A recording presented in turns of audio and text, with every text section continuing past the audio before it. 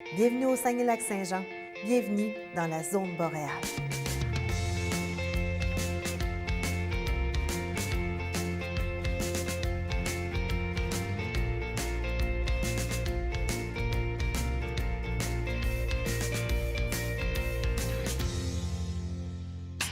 Ils ont été 25 à se lancer avec nous dans l'aventure des marchands zone boréale. Parmi eux, des marchés d'alimentation et des épiceries fines. Ils ont tous un point commun, leur attachement sincère à notre région. Je dirais même à leur communauté. Oui, on le fait pour l'économie. On le fait aussi pour répondre à ses clients. Mais on le fait avant tout parce qu'on ne peut pas s'imaginer faire autrement. C'est d'abord une question de personnalité, de valeurs et de conviction. Je m'en vais rencontrer Catherine Véraud, qui est copropriétaire du IGA Véraud à Ville-de-la-Baie. J'ai vraiment de la chance parce que c'est mon amie d'enfance.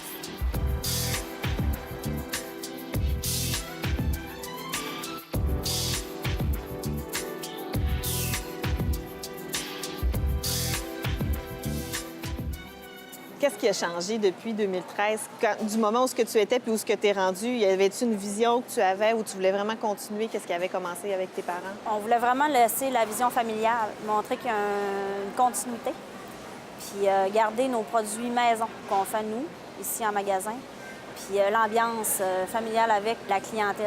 Ce qu'on veut, c'est vraiment être un magasin de quartier, un gros magasin de quartier. Nous, avec IGA, dans le fond, on a une grosse latitude parce qu'on est le seul bannière de marchands indépendants. Avant, c'était plus difficile. Maintenant, ils ont une très grande ouverture pour les produits locaux. Fait que j'ai un pourcentage de fidélité envers ma bannière à respecter.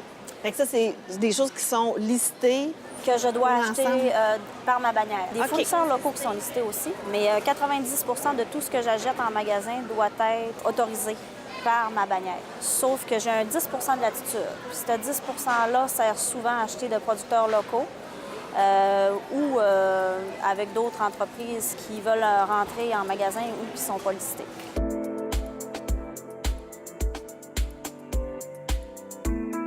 Ça arrive-tu souvent, ça, qu'il y a quelqu'un qui cogne à ta porte, un producteur, un transformateur, qui a quelque chose puis qui veut rentrer chez toi?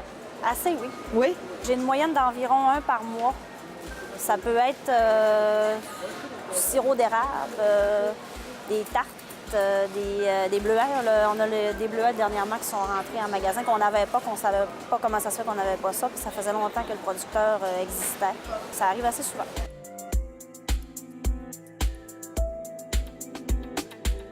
C'est souvent l'affichage qui va dire au client, là, ça c'est un produit local, ou des fois on fait activer sur notre Facebook. Ce produit-là est à essayer, c'est un produit local. Ça marche beaucoup de bouche à oreille ou par affichage pour qu'ils sachent où se repérer dans le magasin.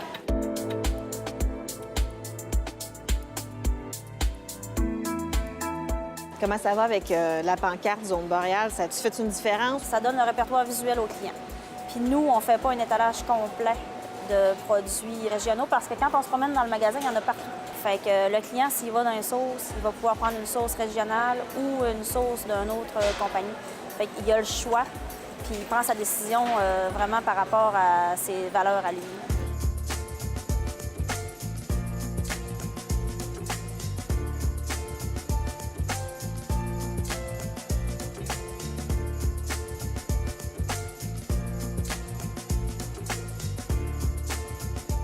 Est-ce qu'on choisit de rentrer des produits locaux parce que c'est quand même, ça demande certains efforts de ta part? Est-ce qu'on choisit de rentrer des produits locaux parce que le consommateur le veut ou parce qu'on a une sensibilité au niveau de l'économie régionale? Je pense qu'on a une mission parce que nous, on veut faire tourner l'économie de notre région.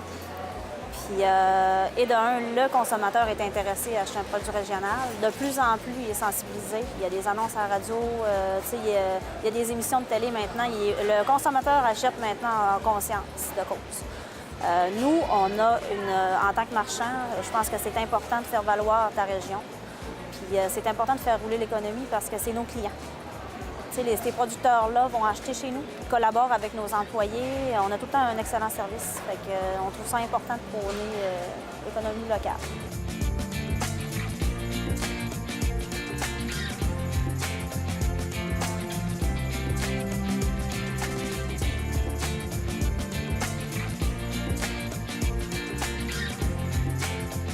c'est quoi les plus grandes difficultés de travailler avec les producteurs locaux?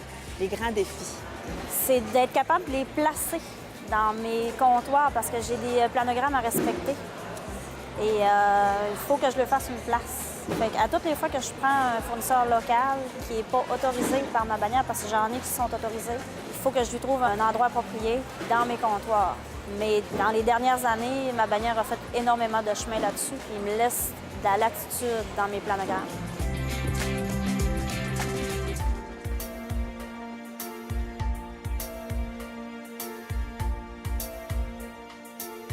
Ici, là, on a une acheteuse du Saguenay-Lac-Saint-Jean. On a des bleuets d'ici. Vous achetez les bonnes choses, madame. Vous faites des bons choix. Mais au bout du compte, c'est le consommateur qui a le dernier mot. C'est lui qui fait le choix. De là l'importance de l'identification des produits pour augmenter son niveau de connaissance et ses capacités de repérage. Nous sommes plusieurs à travailler pour la même cause. Ensemble, on se donne la main et on choisit de faire une différence. Pour l'économie, oui, mais par valeur et conviction. La zone boréale, c'est le travail d'une région.